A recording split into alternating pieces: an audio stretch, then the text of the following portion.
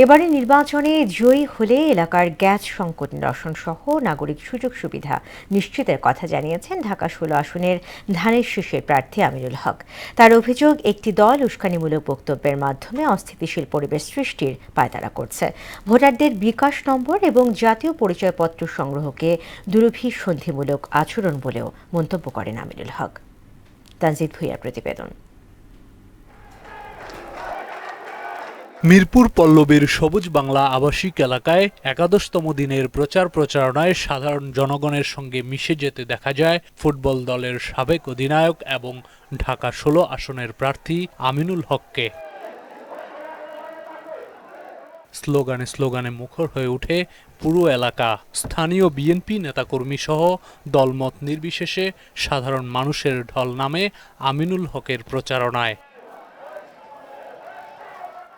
দলীয় নেতাকর্মীরা বলেন, সাধারণ মানুষের আশা আকাঙ্ক্ষার একমাত্র বাতিঘর ঢাকা ১৬ আসনের প্রার্থী আমিনুল হক। ১৬ আসনের ভিতরে আমাদের যেই কয়টা ওয়ার্ড আছে, সাংগঠনিক ওয়ার্ড, গেজেট ওয়ার্ড, সেই কয়টা ওয়ার্ডের ভিতর সর্বোচ্চ ভোট। আমরা যখন ভোট চাইতে যাই, সাধারণ ভোটাররা আমাদের সাথে সম্পৃক্ত হয়ে যাচ্ছে। ১২ তারিখ শুভ দিন, ধানের শীষে ভোট দিন, পল্লবী থানা জিন্দাবাদ, মহিলা দল জিন্দাবাদ। এলাকার জনগণের উন্নয়ন পরিকল্পনা এবং তা বাস্তবায়ন প্রক্রিয়া তুলে ধরে আমিনুল হক বলেন, গ্যাস পানি সংকট নিরসনে শিক্ষা এবং চিকিৎসার দিকে বিশেষ নজর দেওয়া হবে। একটি সিন্ডিকেট গ্রুপ তার সিলিন্ডার ব্যবসাকে বাস্তবায়ন করার জন্য বাংলাদেশের প্রত্যেকটি ঘরে ঘরে গ্যাসের সংযোগ বন্ধ করে দিয়েছে। প্রত্যেকটি ঘরে রান্নাবান্না করার জন্য যে গ্যাসটা দরকার, সেই গ্যাসের যাতে আমরা নিশ্চয়তা দিয়ে যাতে তাদেরকে সেই সংযোগটা প্রদান করতে পারি।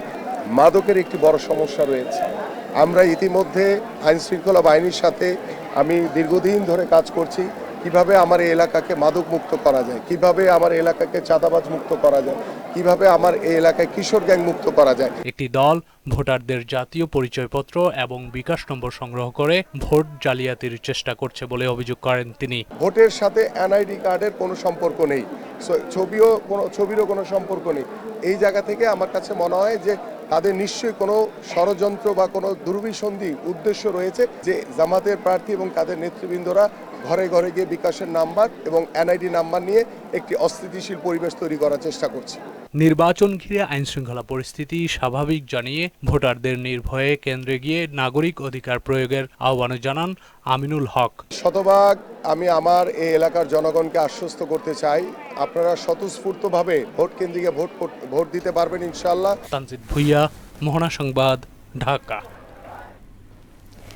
এদিকে রাজধানীর বৃহত্তর মিরপুরে ধানের শীষের প্রার্থীদের পক্ষে গণমিছিল করেছে মিরপুর সড়ক পরিবহন শ্রমিক ইউনিয়নের নেতারা। বিকেলে মিরপুর ১ নম্বর থেকে সংগঠনটির সভাপতি সাইফুল ইসলাম শাহের নেতৃত্বে গণমিছিলটি ঢাকা ১৪ আসনের ধানের শীষের প্রার্থী সঞ্জিদা ইসলাম তুলি, ১৫ আসনের শফিকুল ইসলাম মিল্টন ও ঢাকা ১৬ আসনে আমিনুল হকের পক্ষে মিছিল বের করে। মিছিলটি বিভিন্ন সড়ক প্রদক্ষিণ করে ১০ নম্বর গোল চত্বর অতিক্রম করে ১১ নম্বর সেকশনে গিয়ে শেষ হয়। পরিবহন শ্রমিক নেতারা জানান, বৃহত্তর মিরপুরে ২০,০০০ পরিবহন শ্রমিকদের পরিবার ধানের শীষের প্রার্থীর পক্ষে থাকবে। আমাদের ২০,০০০ পরিবার এই ৩ জন প্রার্থীর পিছনে ধানের শীষের পক্ষে সর্বাত্মক সহযোগিতা এবং কাজ করবে এবং তাদেরকে ফ্যামিলি নিয়ে ১২ তারিখ সকাল বেলায় তারা ভোট দিবেন। ধানের শীষের পক্ষে ১২ তারিখ সকাল ফজরের নামাজ পড়িয়া আমরা কেন্দ্রে আসব। কেউ যদি ভোট নিয়ে ছিনিমিনি করে তাইলে এটার প্রতিবাদ আমরা এই বাংলাদেশ সড়ক পরিবহন ও মিরপুর সড়ক পরিবহনের পক্ষ থেকে আমরা প্রতিবাদ করে